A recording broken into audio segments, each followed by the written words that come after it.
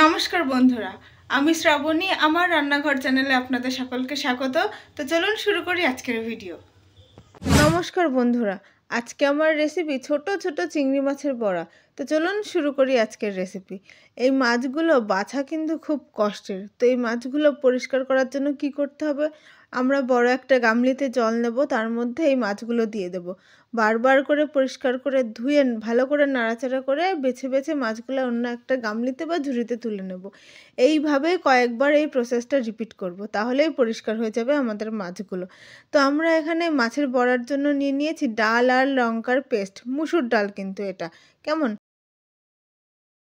ডালটাকে আপনারা খানিক সময় ভিজিয়ে রাখতে পারেন, তাহলে ভালো পেস্ট হবে।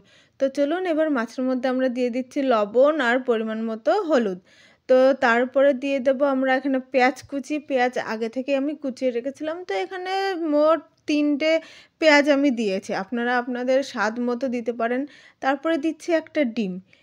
ডিম দেওয়ার পরে আমি এখানে দিয়ে দেবো সেই ডাল আর লঙ্কার পেস্টটা। আমি এখানে লাল লঙ্কা দিয়েছি, কারণ লাল লঙ্কাতে কালারটা ভালো আসবে। আচ্ছা, ডাল আর লঙ্কার পেস্টটা দেওয়ার পরে আমরা একটু মাখাবো। তারপরে মাখানোর পরে আমরা দেবো এর মধ্যে ময়দা। ময়দা কিন্তু ডাল আর লঙ্কার পেস্টটা দেওয়ার পরেই দেব, কারণ মিশ্রণটা কতটা ঝোলা হলো বা কতটা জলজলে হলো তার উপরে ডিপেন্ড করছে। ময়দাটা দেবো একটুখানি মিশ্রণটাকে গাঢ় বানানোর জন্য। ময়দা কিন্তু এখানে বেশি দেব না, কারণ ময়দা দিলে তখন বড়া কিন্তু শক্ত শক্ত হয়ে যাবে। একটু বুঝে দিতে হবে। আমি এখানে দিয়েছি 2 থেকে 3 টেবিল স্পুন মতো ময়দা। আপনিও দেখুন, দেখে বুঝতে পারবেন যে কতটা ময়দা দিতে হবে। তো চলুন এবার আমরা প্যান বসিয়ে দিয়েছি, প্যানটাকে এবার গরম হতে দিই। মিডিয়াম হাই ফ্লেমে কিন্তু আমরা বড়াগুলোকে ভাজবো। এখানে আমি দিয়ে দিচ্ছি সর্ষের তেল। সর্ষের তেল দিয়ে ভাজাই ভালো। অনেকে আমরা সাদা তেল দিয়ে একদম পুরো তেলে বড়া ভাজি, সেটা কিন্তু একদম ঠিক নয়। সর্ষের তেলই হচ্ছে আমাদের শরীরের জন্য বেস্ট। তো চলুন এবার আমরা একে একে বড়াগুলো এর মধ্যে দিয়ে দিই। দেখুন দেখতে কত সুন্দর দেখাচ্ছে বড়াগুলো। আপনারা এখানে নিজেদের পছন্দ মতো ছোট বড় যেমন ইচ্ছা তেমন আকারেই এখানে বড়াগুলো দিতে পারেন। আমি এমনভাবে দিলাম, আপনাদের যদি পছন্দ হয় আপনারাও এইভাবে দিতে পারেন। মিডিয়াম হাই ফ্লেমে কিন্তু বড়াগুলো ভাজতে হবে, না খুব বেশি জোর না খুব বেশি আস্তে। বেশি জোরে দিলে কিন্তু আবার পুড়ে যাবে বড়াগুলো। তো সেদিকে আমাদেরকে খেয়াল রাখতে হবে।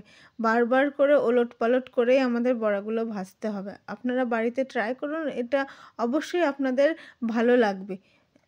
এই বড়া যদি গরম ভাতের সাথে খাওয়া যায়, উফ, এর যা কি টেস্ট তা আপনারা বাড়িতে খেলেই বুঝতে পারবেন। এই খাবারটা আমার ধারণা মূলত বাংলাদেশেরই মানুষরাই বেশি খায়, কারণ বাংলাদেশ থেকে আমার শ্বশুর শাশুড়ি সবাই অনেক আগেই চলে এসেছিলেন। তো এই বড়া টড়া আমার শ্বশুর শাশুড়িরা খুব ভালো জানে, খুব ভালো বানায়। তো আমার শাশুড়ির থেকে আমার এই বড়া বানানো শেখা।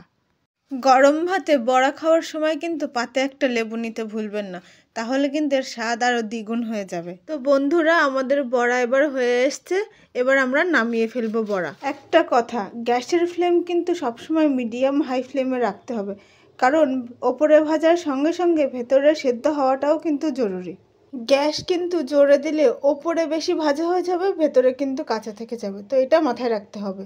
আপনাদের কাছে আমার একটা রিকোয়েস্ট বন্ধু, আপনারা যেহেতু আমার কাছে ফ্যামিলির মতো, তো আমার ভিডিও আপনাদের কাছে কেমন লাগছে সেটা জানা আমার খুব প্রয়োজন। যদি ভালো লাগে তাহলে একটা কমেন্ট করে দিন যে হ্যাঁ ঠিক আছে ভালো হয়েছে, আর যদি খারাপ লাগে তাহলেও একটা কমেন্ট করে দিন যে না ভালো লাগছে না, পছন্দ হচ্ছে না। তাহলে আমি চেষ্টা করব যে আমার ভিডিও আরও কিভাবে আপনাদের কাছে ভালোভাবে আমি পৌঁছে দিতে পারি, আমি আরও শিখবো।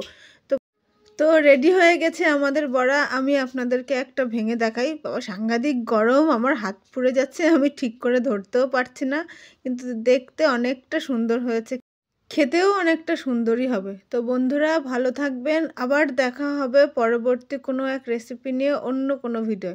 তো ততক্ষণে জয় শ্রীকৃষ্ণ।